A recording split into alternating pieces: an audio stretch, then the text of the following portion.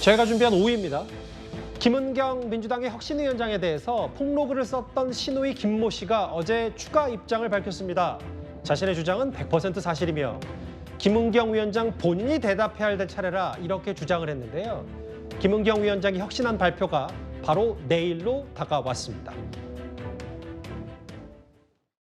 2006년 1월에 남편하고 사별을 했어요.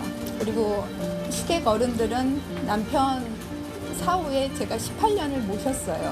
홀로 살지만 비굴하지 않게 살면서 부모님 작년, 재작년 1년 사이에 다 두 분을 선산에 묻어드렸어요. 12월 달 말에 작년.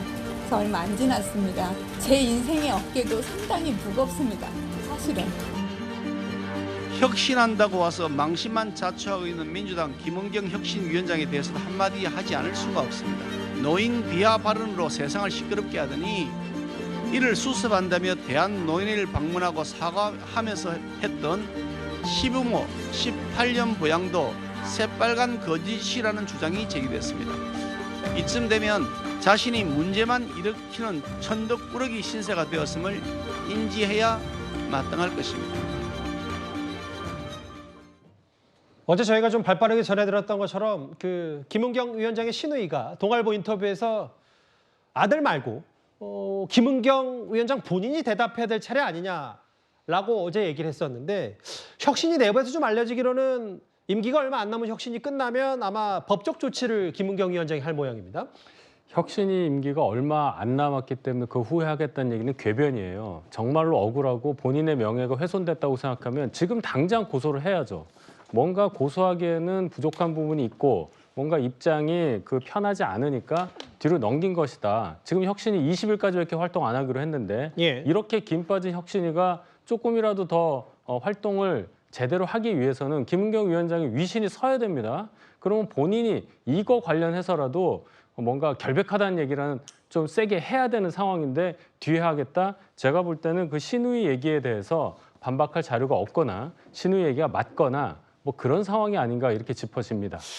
폭로글을 최초로 썼던 신우이 얘기는 본인의 올린 글은 100% 사실인데 첫 번째 글에서는 만약에 저쪽에서 반박을 하면 추가 자료도 공개하겠다 뭐 이런 얘기를 하긴 했지만 어제는 증거를 내진 않았거든요. 신우이 입장에서는.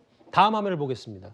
근데 사실 한 온라인 커뮤니티를 통해서 아들이 대신 여러 가지 얘기를 좀 하고 있는데 아들이 엄마와 주고받은 메시지 그러니까 할아버지 좀 챙겨라 라는 메시지도 좀 지난 온라인 커뮤니티에 올렸었고 재산 상속 포기 결정문 왜 엄마와 본인에게 재산이 올 수밖에 없었는지에 대한 여러 가지 얘기들 그리고 시아버지가 96년도에 보낸 편지 근데 이거를 두고 물론 뭐 증거긴 합니다만 이것 또한 또 지금의 이 가정사 논란과의 본질과는 조금 거리가 있다 뭐 이런 평가도 좀 분명히 있는 것 같았어요.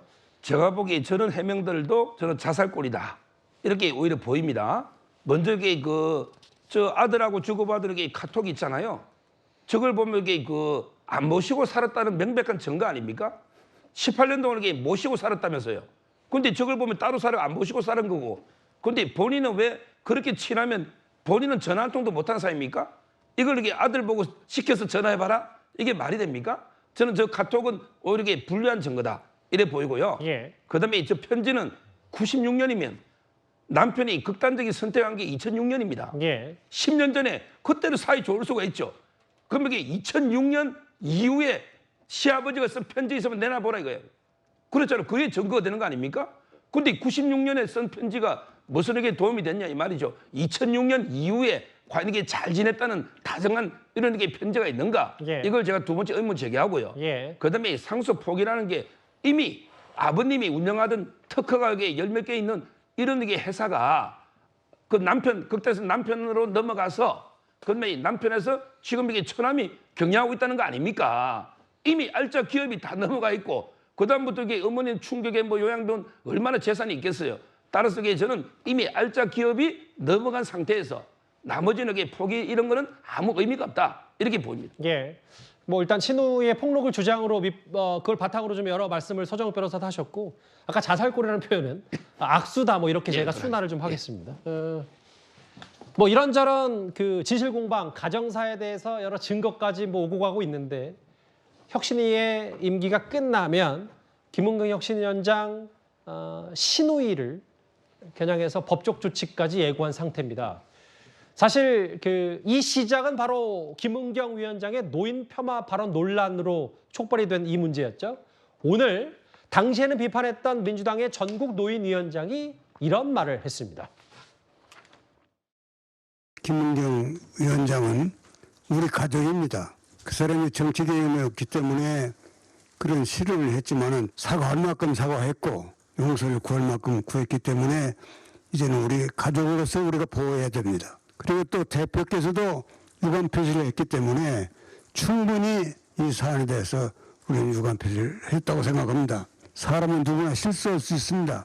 이제는 이 수습을 해가지고 우리가 김은경 위원장을 보호하고 우리 노인연에 더욱 열심히 해가지고 일요일표를 찾아오도록 노력하겠습니다. 당시 전국 노인위원장, 최락도 위원장은 김은경 혁신위원장 바로 직격탄을 날렸었는데 좀 오늘은 수습해야 된다. 민주당 내부에서도 여러 좀 말들이 좀 있었던 모양이죠. 일단 뭐 김은경 혁신위원장 입장에서 보면 굉장히 불리한 입장이죠. 현역 기득권을 타파하기 위한 혁신안을 만들어야 되는데 그렇기 때문에 민주당 국회의원들로부터도 현역 의원들로부터도 공격을 당하고 또 뭐 당연히 여당인 국민의힘으로부터도 공격을 당하고 있고 거기에 또 빌미를 준 측면이 있어요. 그래서 이제 김은경 혁신위원장이 좀 어려운 부분이 있는데 저는 이렇게 생각합니다. 뭐 노인 폄훼 발언이다라고까지는 보기 어려울 것 같고요. 부적절한 발언이다. 비례 연명 투표는 불가능하기 때문에 좀 청년들 너희들의 의견을 반영하려고 한다면 너희들이 투표해라 이런 거거든요.